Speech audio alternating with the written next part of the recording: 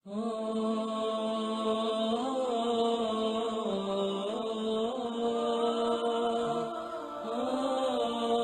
حق کا نام ہے، تیرے دل میں ہے علی؟ ہاں، کوئی حق تو نہیں دبایا، کسی یتیم کا مال تو نہیں کھایا، کسی کے پیسے تو نہیں دینے تجھ کو؟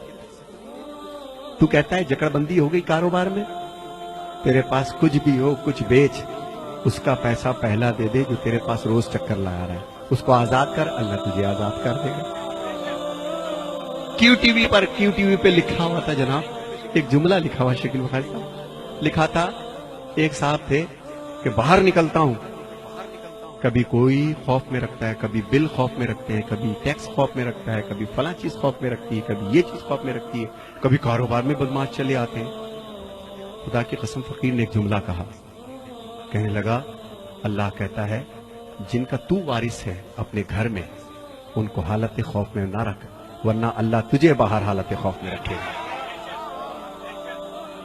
خدا کی قسم یہ میں معجزہ دے رہا ہوں، گھر میں جانا اپنے جو جسٹ میرڈ ہیں، جن کی بیویاں ہیں، آج مولا علی کی محفل کے صدقے میں جو مولا علی کا پیغام ہے وہ دینا چاہتا ہوں میں۔ تم گھر جانا اور اپنی زوجہ سے صرف ایک لفظ کہنا کہ اگر کبھی تجھے زندگی میں میری کوئی بات بری لگی ہو تو آج بی بی فاطمہ الزہرا سلام اللہ علیہ کے صدقے میں مجھے معاف کر دے، اور میں کوشش کروں گا کہ میں غصہ نہ کروں تاکہ باہر والے مجھ پہ غصہ نہ کریں۔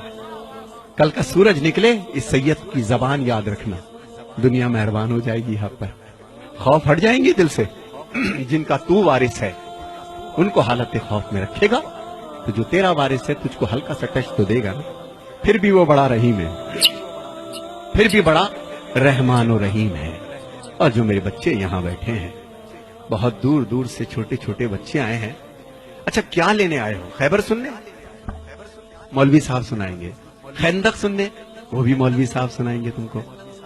میں تو بیٹا یہ بتا رہا ہوں کہ تمہارے باپ کے بال اب سفید ہونا شروع ہو گئے، چشمہ لگ گیا ہے بیٹا، تمہارا اسکول نہ جانا ان کے کلیجے کو کاٹ دیتا ہے، تمہارا کاروبار میں دلچسپی نہ لینا جو اتنی تنکا تنکا کر کے تمہارے باپ نے ایک سواری بنائی ہے، تم دیکھتے نہیں ہو کہ گھنٹوں یہ اکیلا بیٹھا کیا سوچتا رہتا؟ تم سمجھتے ہو ٹی وی دیکھ رہا ہے، خدا کی قسم ٹی وی نہیں دیکھ رہا ہوتا، یہ یہی سوچ رہا ہوتا ہے کہ پتہ نہیں ہم میرے یہ 3 بیٹے ہیں 2 بیٹے ہیں، اللہ میرے کاروبار کو سنبھال لے، میری عزت کو سنبھال لے۔ تو میرے بچوں جہاں جہاں مولا علی کہ اس میں تم لوگ آئے ہو، وفادار ہو جاؤ اپنے ماں باپ کے، اس سے پہلے کہ وقت تمہارا گزر جائے، اس سے پہلے کہ تمہاری اولاد ہو جائے۔ ہائے ہائے ہائے، مزہ تو اس مجلس حسین مولوی صاحب، مزہ تو مجلس حسین کا جب ہے، فقیر کہتا ہے کہ مجلس ختم ہو 250 بچے اپنے باپ کی جوتیاں لے کے کھڑے ہو۔ یہ ہے درس، 10 مجلسوں کا وہ مزہ نہیں، وہ اثر نہیں، صرف مجلس ختم ہو۔ میں نے اپنی آنکھ سے دیکھا، میرا باپ دنیا سے چلا گیا، جب دنیا سے چلا گیا تو میری ماں نے جائیداد رکھی، آؤ اپنے باپ کی جائیداد بیٹو، بین الاقوامی شہرت یافتہ ہو، دنیا میں تمہیں سب جانتے ہیں ندیم سرور، آؤ اپنے باپ کی جائیداد بانٹ لو۔ ہم 6 بہن بھائی بیٹھ گئے۔ میرے باپ کی جائیداد کیا تھی پتہ ہے؟ 6 جوڑے پوری زندگی کے، ایک ٹین کا بکس، غریب نہیں تھا حالانکہ، 2 ایک جوتا، ایک چپل، ایک چشمہ، 7-8 انگوٹھیاں، ایک ٹوپی، ایک جانماز، یہ جائیداد تھی ندیم سرور کے باپ کی۔ مگر اسی ندیم سرور کے باپ کو ایک دفعہ میں نے دیکھا، بتاتے کسی کو نہیں تھے کہ میں باپ ہوں ندیم سرور کا، اتنے سادہ تھے، رش میں کچل گئے، چشمہ وہ جا کے پڑا، کسی نے پیچھے سے اٹھا رہے تھے، کسی نے دھکا دیا، پیشانی زخمی ہو گئی، میں تڑپ گیا، خدا کے قسم تڑپ کے گیا ابا۔ میں نے کہا ابو یہ کیا ہو گیا؟ ارے نہیں میرا بچہ، ہائے ہائے، جس نے مجھے چلنا سکھایا، جس نے مجھے بولنا سکھایا، جس نے میری ناپاکی کو برداشت کیا، 10 بار میرے سوال کے جواب کو دیا، یہی تمہارے باپ جو بیٹھے ہیں، انہوں نے تمہیں چلنا سکھایا میرے بچوں، انہوں نے تمہیں بولنا سکھایا۔ ماں کے اور باپ کے اب بدن میں وہ طاقت نہیں رہی، شادی ہو گئی تمہاری، اپنے کمرے میں جانے سے پہلے کم سے کم اگر تمہارے پاس وقت ہے تو 1 گھنٹہ اپنے ماں باپ کے پاس بیٹھو، یہ تمہارا انتظار کرتے ہیں، تم کچھ بھی کر لو یہ تمہارے لیے دعا کریں گے، دعا کریں گے۔ شادی ہو گئی، تم گھر میں آئے سیدھے اپنے کمرے میں، تمہیں نئی زندگی مل گئی، مگر وہ آنکھیں، ہائے ہائے، وہ آنکھیں اوڑھتی ہے خود تو بوسیدہ لباسوں کے کفن، اور چاہتوں کے پیرہن تم کو پہناتی ہے ماں، ہائے ہائے ہائے ہائے، پہلے بچے کو کھلاتی ہے بڑے ہی شوق سے، بعد میں جو کچھ بچے وہ شوق سے کھاتی ہے ماں.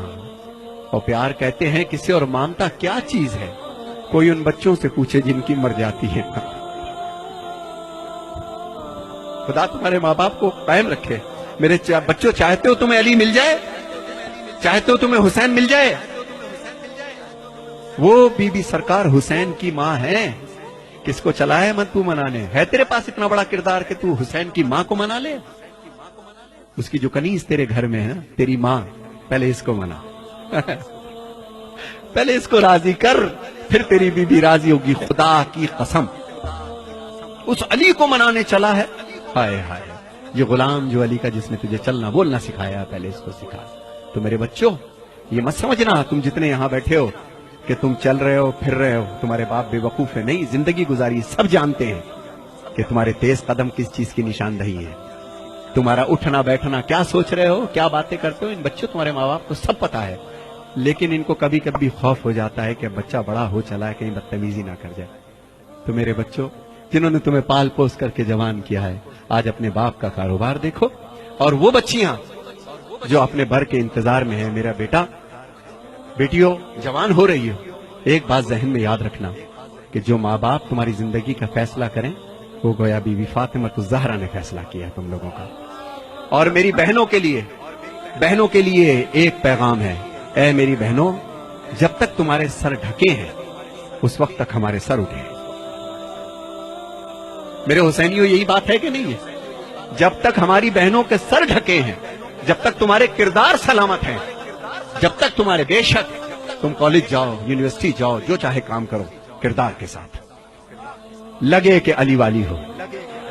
جب چلو تو لگے کہ کسی علی والے کی بہن ہو، کسی کی بیوی ہو، کسی کی ماں ہو، کسی کی زوجہ ہو.